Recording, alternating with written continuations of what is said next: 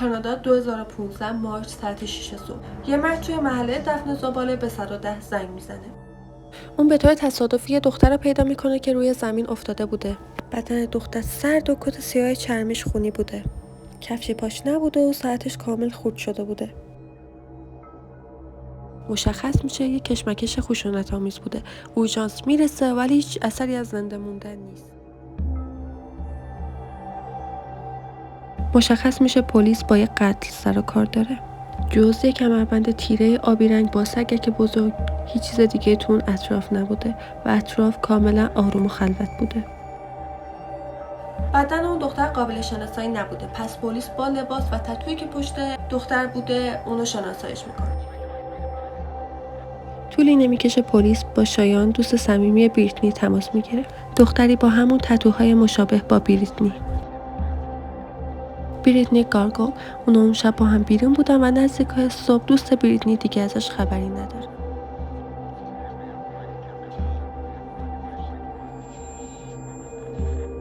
The investigation began in the early morning hours of March 25th, 2015, when a passerby found the severely injured 18-year-old on Cedar Villa Estates Road on the outskirts of Saskatoon.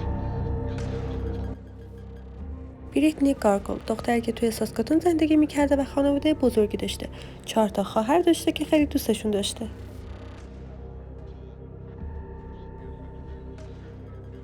پدر مادر بریتنی از هم جدا شده بودن و بریتنی این اواخر وقت زیادی با پدرش میگذرونده. دوستش میگفته بریتنی خیلی روک و راست بوده، هیچ وقت نظرش رو عوض نمیکرده، عاشق اسکیت بازی بوده و هیچ وقت به کسایی که میخواستن باهاش وقت بگذرونن نه نمیگفته. بریتنی خیلی درس خون بوده، 2 تا کار داشته و پولاشو پس انداز میکرده. خیلی به درس خوندن علاقه داشته و بعد مدرسه دانشگاه میخواسته بیزنس بخونه. ناتاشا یکی از دوستای بریتنی بوده که به گفته ناتاشا شبی که مفقود شده قبلش با ناتاشا بوده، گفته که میخواد بره بیرون با دوستاش وقت بگذرونه، بره مهمونی و همو بغل میکنن. ناتاشا دیگه بعد از اون خبری از بریتنی نداره. Look at the facts, accept what happens, and really hope for the best. Best outcome for the family and the friends. And just knowing that she's not suffering anymore and in a better place, I think is a good thing. And that she's probably in a better place than where this world is today. It's scary out there. Can't even go over to a house party, can't go out anywhere without something happening, especially in this city. In my eyes, the city's become a thug town. And you have to be very careful at what you do and where you go. And this is one lesson. Unfortunately, it's a hard lesson, but it's a lesson to show, like, tell the world, like, look, you really need to be careful out there. This could be anybody. شبی که گم شده بوده با بهترین دوستش بوده، شیان، کسی که کل روزاشون رو با هم سپری میکردن، دوستای صمیمی هم بودن، کسی که همیشه حمایتش میکرده. این 2 تا از هم جدا ناپذیر بودن. اون شب قبل نصف شب بریتنی یک عکس با شیان پست میکنه.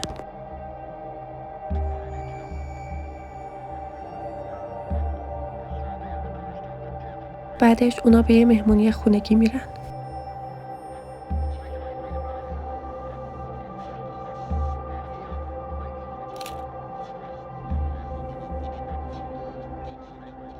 شیان به سختی یادش میاد اون شب چه اتفاقی افتاده بود. ولی یادشه بریتنی با یه مرد رندوم حرف میزده. بریتنی اونو دعوت میکنه که با هم مشروب بخورن و قبل اینکه شیان بتونه طرفو بشناسه خونه رو با هم ترک میکنن. شیان هیچ اطلاعاتی راجع به آدرسی که اونجا رفتن نداره و گوشی شیان به دلایلی توی ماشین بریتنی جا میمونه. تنها چیزی که شیان میدونسته اینه که اون آدم سفیدپوست بوده و دور و بر ساعت 4 اونجا رو ترک میکنه. شیان دیگه هیچ اطلاعاتی به پلیس نمیده. شیان بعد میرفته خونه چون بعد عموشو میده، ولی به محض اینکه میرسه خونه توی فیسبوک پست میذاره کجایی، ازت خبری ندارم، امیدوارم که سلامت به خونه رسیده باشی، دوستت دارم. پلیس بعد این مرد بی‌نام پیدا میکرده. پلیس به محل مهمونا میره ولی هیچکس بریتنی و شیان رو ندیده بوده. به هر حال اون شب شلوغی بوده. توی ماشین گوشی شیان رو پیدا میکنن و متوجه میشن ساعت 4:30 مکدونالد بوده. شیان به این موضوع اشاره نکرده بوده، پس بریتنی بعد از ترک بار اونجا رفته بوده. بالاخره تحقیقات رو جسد بریتنی تمام میشه و مشخص میشه بریتنی در حد مرگ خفه شده بوده. سلاح قتل همون کمربندی بوده که کنار جسد بریتنی پیدا میشه. پلیسا سعی میکنن تیکه‌های داستان شیان رو به هم بچسبونن.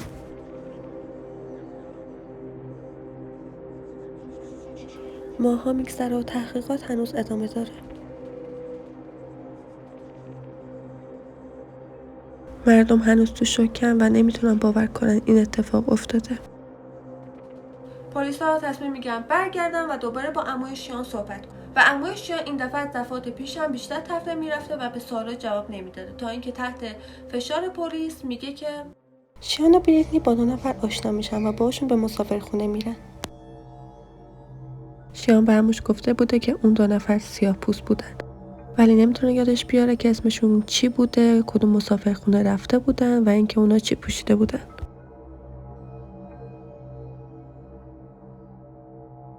اون به عموش میگه اونا توی مسافرخونه ماریجوانا میکشن و با هم بحث میکنن. شیان به دستشویی میره و وقتی برمیگرده بریتنی مرده. اگرچه پلیس این حرفا رو به دلایل مختلفی باور نمیکنه. شیان بالاخره اعتراف میکنه که میتونسته بریتنی مرده بوده قبل از اینکه پلیس برای شناسایی باهاش تماس بگیره. شیان باید راجع به مارک روی گردن بریتنی توضیح میداده. شیان که خوشحال برای حرف زدن بوده ناگهان ساکت میشه و از مصاحبه تفره میره. پلیس چاره‌ای نداره جز اینکه اونجا رو ترک کنه. و حالا 1 سال از مرگ بریتنی میگذره.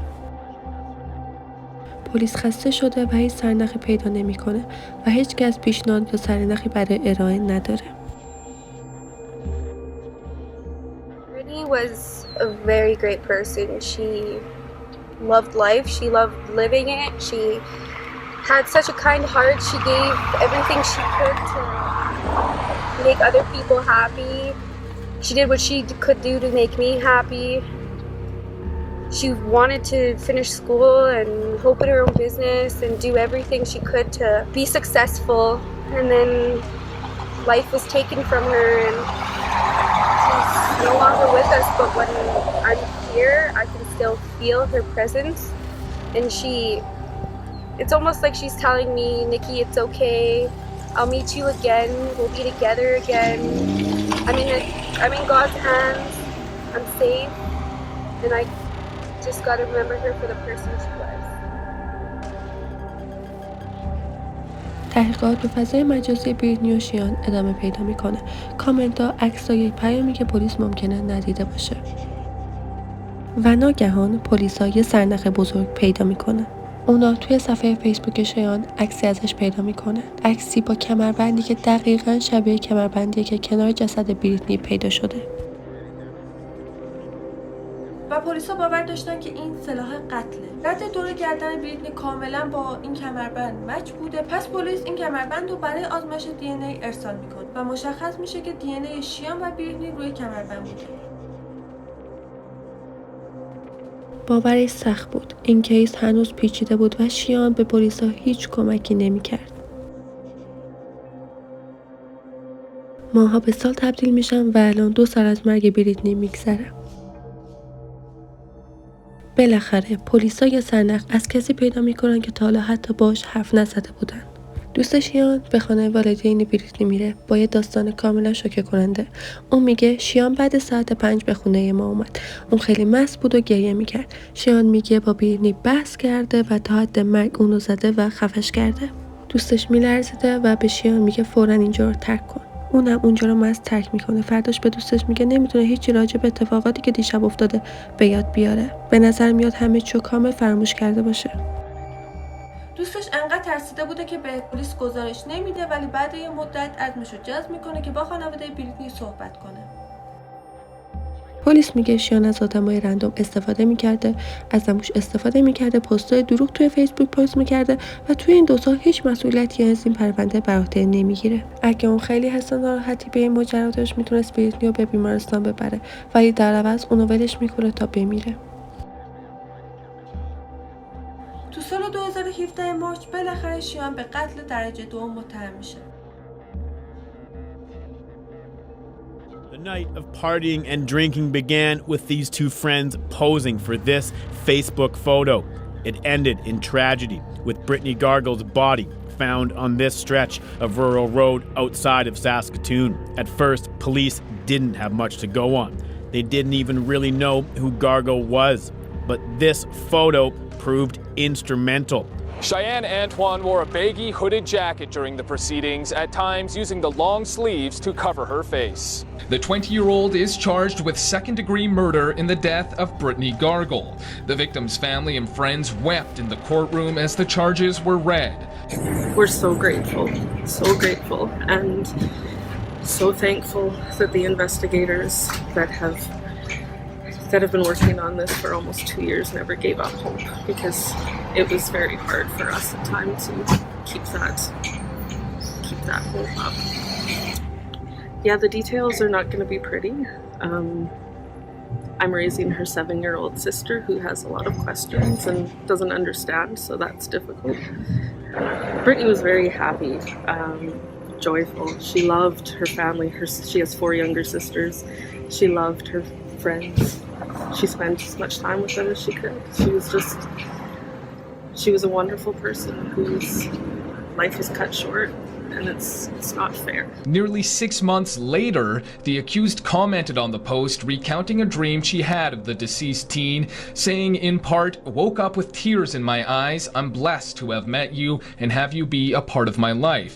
Antoine's message concludes, با تمام اتهامات علیه شیان همون داستانی که به دوستش گفته بوده رو میگه. اون تاکید میکنه که به سختی یادشه به مکدونالد رفته باشه. اون به یاد نمیاره چه اتفاقی افتاده، ولی یادش کبود بوده و ناگهان بریتنی روی زمین افتاده بوده. شیان در سن 21 سالگی در دادگاه با خانواده بریتنی برای اولین بار روبرو میشه. شیان گریه میکرده و به هیچ کسی نگاه نمیکرده. دختر 21 ساله قتل درجه 2 بدون هیچ برنامه‌ریزی و انگیزه‌ای برای قتل. او گفته تمام مسئولیتش برای مرگ بریتنی رو بر عهده میگیره. وکیل شیان میگه من هیچ وقت خودم نمیبخشم. هر چیزی که بگم یا انجام بدم اونو بر نمیگردونه. خیلی متاسفم. این اتفاق هیچ وقت نباید میافتاد. شیان تحت تاثیر مواد مخدر و الکل بود و با خانواده‌اش هیچ ارتباطی نداشت. شیان گفته بریتنی همیشه توی زندگی ساپورتش میکرده، همیشه پشتش بود و هر کاری رو براش انجام میداده. Where drug and alcohol use exploded, my client had some very deep-seated personal issues that she was not dealing with, and unfortunately, for whatever reason we'll never know, they turned into a very tragic situation for all involved. شیان هیچ وقت هیچی راجع به مرگ بریتنی توضیح نداد. Just outside Saskatoon Provincial Court here, we have just learned the sentence of a woman who pleaded guilty to causing the death of what court heard was one of her best friends.